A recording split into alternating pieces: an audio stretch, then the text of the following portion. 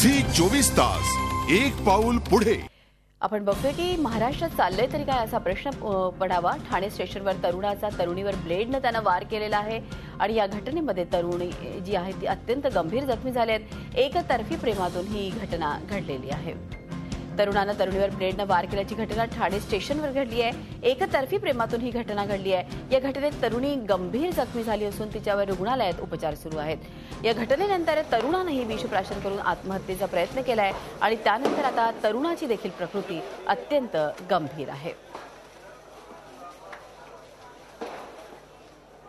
दक्षता कोलगे नावाची तरुणी आनंदनगरमध्ये राहणारे कोपरीच्या हद्दीमध्ये तिच्या ओळखीचा तिच्या साथीमध्ये राहणारा एका मुलाने रेल्वेच्या ब्रिजवर तिच्या गळ्यावर ब्लेडने वार केलेला आहे फ्री टाईममध्ये।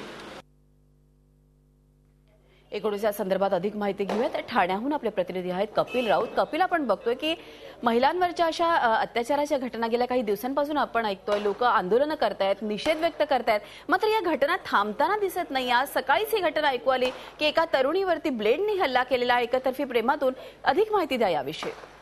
नक्कीच मुद्रा खूप महत्वाची बातमी आहे खरं बघायला गेली तर। जेव्हा नवीन वर्ष स्वागतासाठी सर्व तरुण वर्ग किंवा पूर्ण ठाणेकर सज्ज होता त्याच वेळी घटना घडलेली आहे। ठाण्यातील पूर्वेकडील भागातील घटना आहे। एक तरुण आहे 22 वर्षाचा नरेंद्र कवे म्हणून, त्याचं एका मुलीवर प्रेम होतं। त्या मुलीला त्यांनी लग्नासाठी मागणी घातली होती पण लग्नाला नकार देत होती।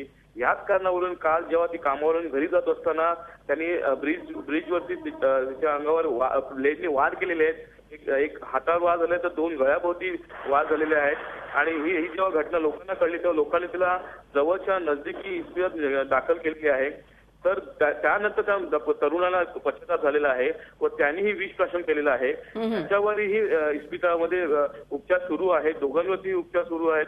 खूप अशी भयानक घटना घडलेली आहे। एकतर्फी प्रेमातून घडलेली घटना आहे। मृदुला, धन्यवाद कपिल, ही माहिती दिल्याबद्दल। होते ठाण्याहून आमचे प्रतिनिधी कपिल राऊत। आपण बघतोय एकतर्फी प्रेमातून ही घटना घडली आहे। या घटनेत तरुणी गंभीर जखमी झाली आहे, तिच्यावर रुग्णालयात उपचार सुरू आहेत। तर अर्थातच तरुणानं देखील विषप्राशन करून आत्महत्येचा प्रयत्न केला आणि आता तरुणाची देखील प्रकृती गंभीर आहे। खरोखरच महाराष्ट्रात चाललंय तरी काय, मानसिकता कुठे चालली आहे, हा आता अतिशय विचार करणारा प्रश्न निर्माण झालेला आहे। झी 24 तास एक पाऊल पुढे।